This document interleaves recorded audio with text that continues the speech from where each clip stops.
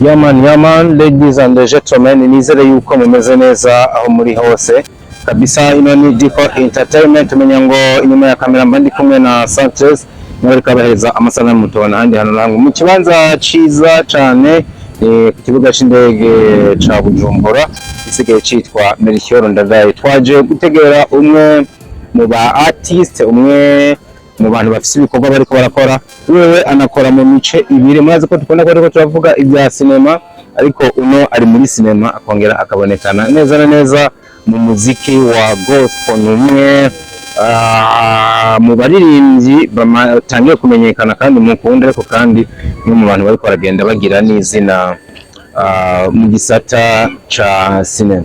Kibisanzwe ni ukubiba bimeze kabisa, ubona yuko bimwe mu bibanza bibandanya gusa neza, bimwe mu bibanza bisharije, ubona yuko n'ikintu cyitwa customer care kiriko kirakura kigera ku rundi rwego. Ni ukubiba bimeze.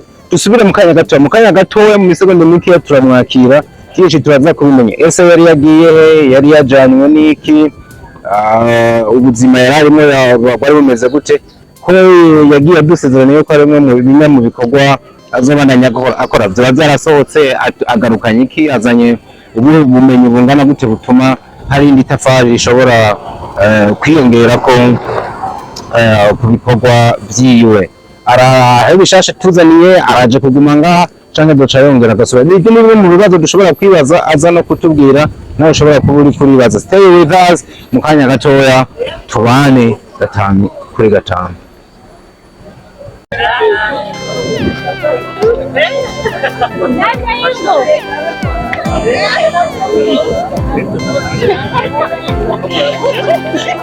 Babarusi ni la sisi si baboca baguhamagara ukaja kubandanya aho akaza gukosa ikivimba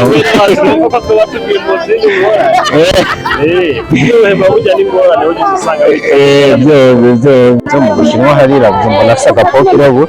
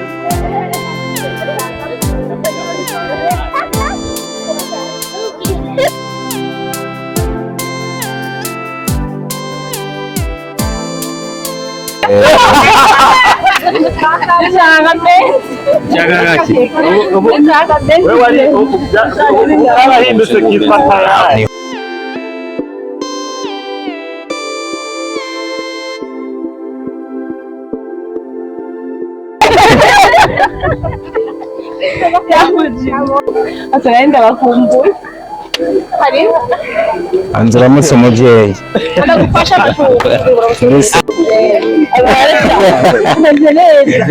kuvuga kari wo mukobwa njura ndakavyeyi gato ngira sezere busore ndagusezera yiwe kandi ndagusezera yiwe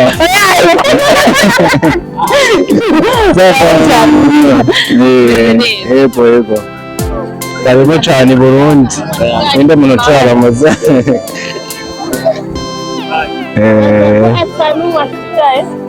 muca muri muhereze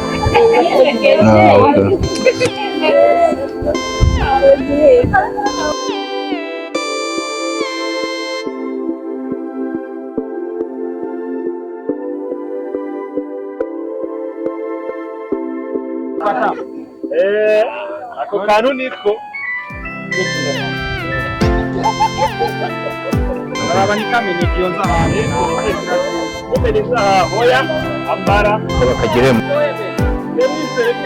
sanga twaje ni kukoje Soko mushimwa soko twaji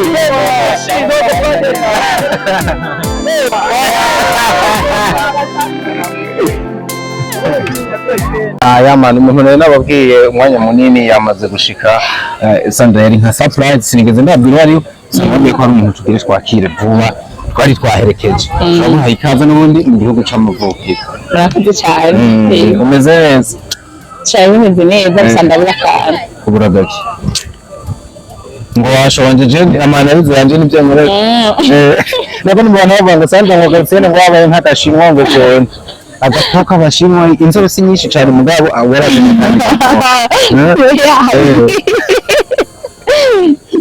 kandi twangukana wasanga umuntu agiye kurira indege bwa mbere nimba navyibuka muri gicapo gatoya ubuzima bwo mu ndege wabonye gute wagirindira gute?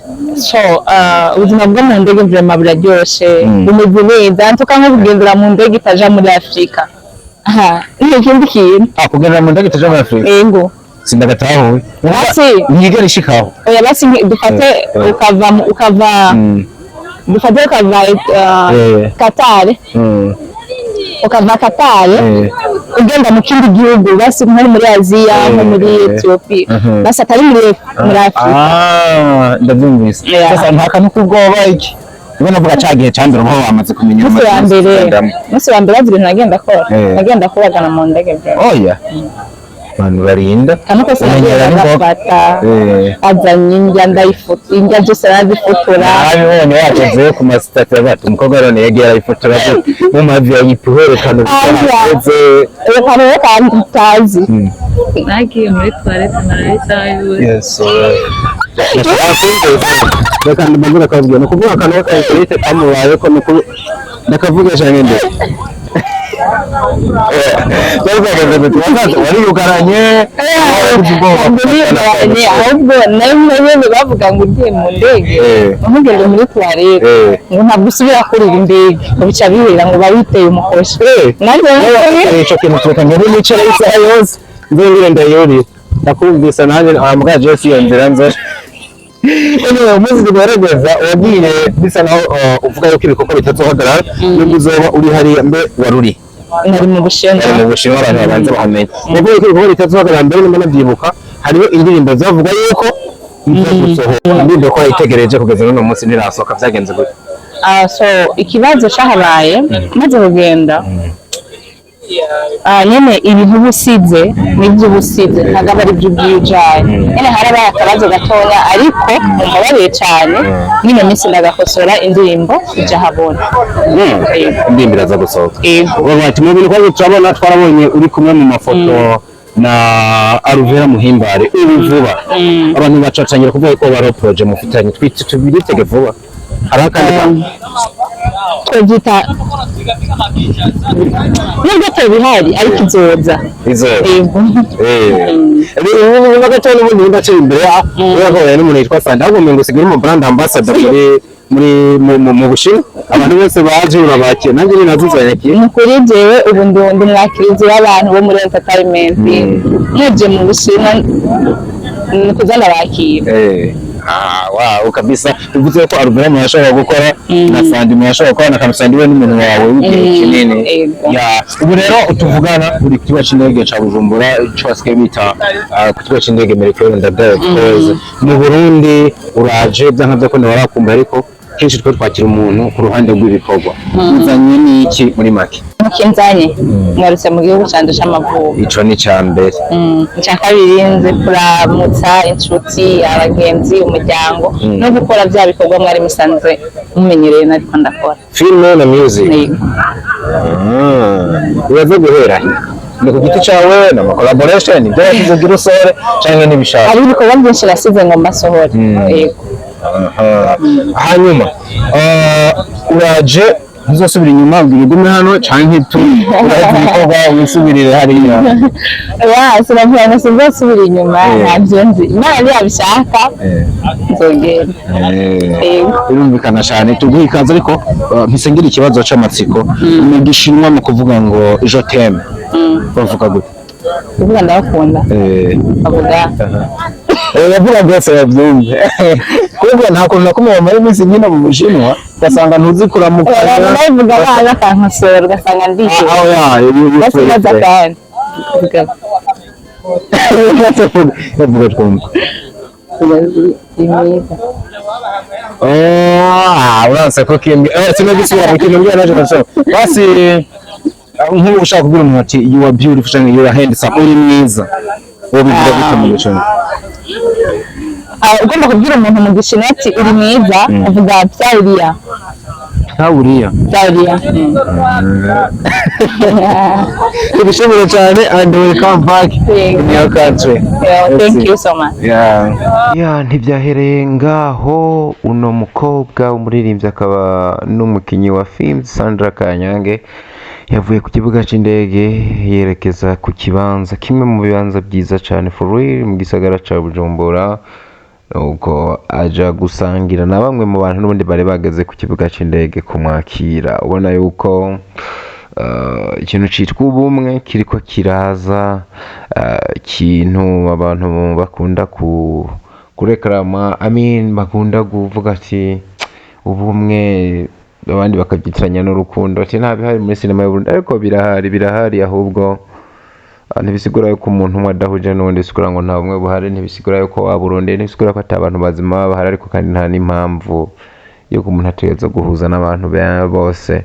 Ubona yuko uno musore yitwa David, umwe mu bahungu baherutse kubikora muri filime ya Kamikazi, filime yana directinze. David niho yarari yambaye karuvati yaje kumwakira. Uno Mr Sami niho yarari, n'undi mukobwa n'ubundi akunda kuboneka mu bikorwa bya Mr Sami witwa Keke Klenis, nawe nyene niho yarari.